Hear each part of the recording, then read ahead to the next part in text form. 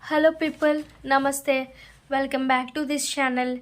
In this video, I will discuss about the measles. This is the continuation of paromyxoviridae. In previous video, I already discussed about the mumps in paromyxoviridae. Generally, in measles, the morphology of measles I already discussed here. See, it has an envelope, outside envelope. Outside envelope consists of HA and fusion proteins, and inside it has a matrix, and inside matrix there has an RNA. RNA is surrounded by Na. This is the morphology of measles. In measles, HA is present, but Na is absent in measles. But mumps and parainfluenza both have HA and Na. Next term, pathogenesis of measles.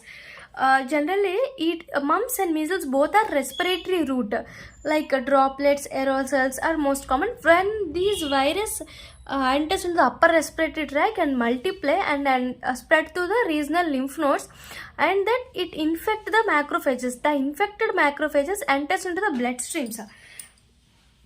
These infected macrophages are enters into bloodstreams. This is called primary viremia. And after entering into bloodstream, it enters into the RES system, and it multiply in RES and spill over the blood is secondary viremia and disseminated to various sites. Disseminated means spread to various sites. This is the pathogenesis of measles. See, first of all, mode of transmission is respiratory route, mainly droplets. After that, it enters into the upper respiratory tract and multiply and enters into the regional lymph nodes, and then it infects the macrophages. That infected macrophages enters into the bloodstreams. It is called primary viremia. Into bloodstream means primary viremia, and it multiply in the reticuloendothelial system and again spill over into blood. It is secondary viremia, and it undergoes dissemination to various sites. Target sites are CRs means epithelial surface. Epithelial surface, in epithelial surface, C means conjunctiva, R means respiratory tract, S means skin. This is the mnemonic for measles in target sites. I already tell about the target sites in mumps. Mnemonic mess something I told. Here CRS. Next is clinical manifestations. Clinical manifestations is incubation period is 10 days. There are three types of clinical manifestation stages: prodromal stage, eruptive stage, post-measles stage. Prodromal stage it's last for 10th to 14th day of infection. Generally, this stage is seen at the 10th to 14th day of infection. At 14th day of infection, eruptive stage will come. Post-measles stage is the after the 14th day of infection. At 10th to 14th day of infection is called prodromal stage. First, at the day 1, we should see the fever. At day 12, we can see complex spots. What is the complex spots? It is a white to bluish spot present at the second lower molar teeth. Second lower molar teeth.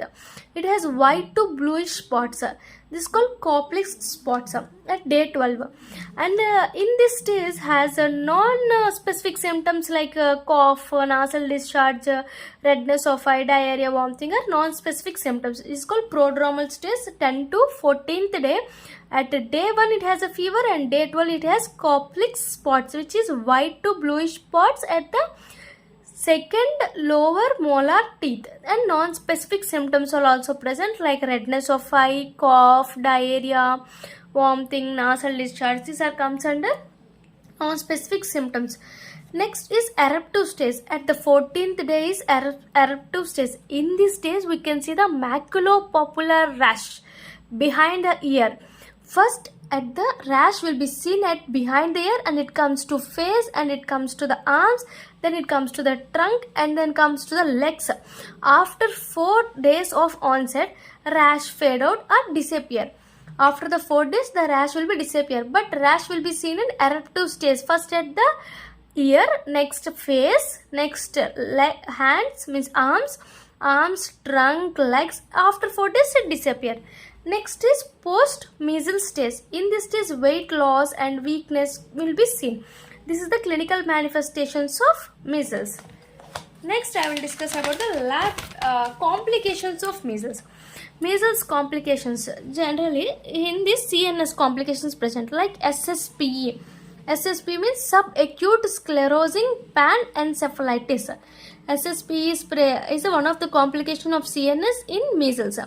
Subacute sclerosing panencephalitis. Next, ear, otitis media, brain, ears. Next, these are the lungs, no? And this is trachea, larynx. See, acute laryngotracheal bronchitis. Acute laryngotracheal bronchitis. Next, lungs means bronchopneumonia. Next, it has giant cell pneumonitis. H pneumonia, called as H pneumonia. Giant cell pneumonitis. Giant cell pneumonitis, bronchopneumonia, acute laryngobronchial tracheobronchitis, otitis media. CNS has SSP, means subacute sclerosing panencephalitis. These are the complications of measles. Next, lab diagnosis of measles is very easy. A specimen. Specimen is upper respiratory tract infection means nasopharyngeal swab and conjunctival swab. And blood, urine, respiratory secretions are also taken. Nasopharyngeal swab, respiratory secretion, conjunctival swabs, blood, urine are also taken specimen. Next, antigen detection. Antigen detection, isolation, antibody detection. Antigen detection by ICT, immunochromatographic test. In this, anti-nucleoprotein antibodies are used for antigen detection. You should remember the ICT test. Next, antibody detection by ELISA. And virus isolation by kidney, human kidney cells or monkey kidney cell. And next, cell vial technique. In the cytopathology, the infected cell become a multinucleated giant cell. In this, Warthin-Franklide tests are seen. Generally, they will ask in MCQs. Next one is reverse transcriptase PCR helps for detection of viral RNA. In every virus, we should write about lab diagnosis. We should write about the specimen, viral isolation, antigen detection, antibody detection, and reverse transcriptase PCR. In this treatment, no treatment is there. If there is symptomatic reactions, we can give vitamin A supplements. So we use the preventions like vaccines. Measles vaccines. Generally, measles vaccines are live attenuated vaccines.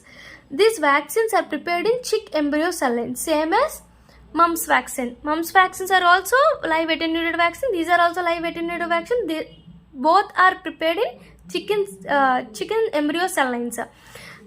Doses: 1 dose 0.5 ml subcutaneous, but in mumps 2 doses subcutaneously at first year and after 6 to 7 years.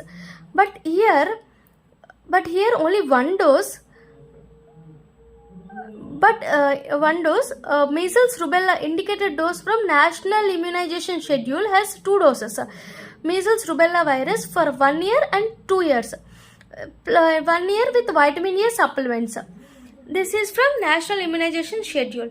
Combined vaccine. Measles has combined vaccine like measles rubella vaccine, mumps, measles, rubella, varicella vaccine. These are the combined vaccines.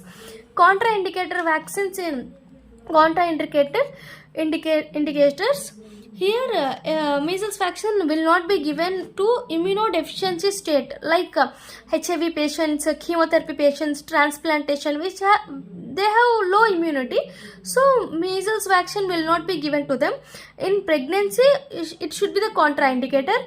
And active TB, tuberculosis. If there is other live vaccine with past 1 month, if there is any other live vaccines, should have some gap. So, if there is any live vaccines, it should be contraindicator for measles vaccine.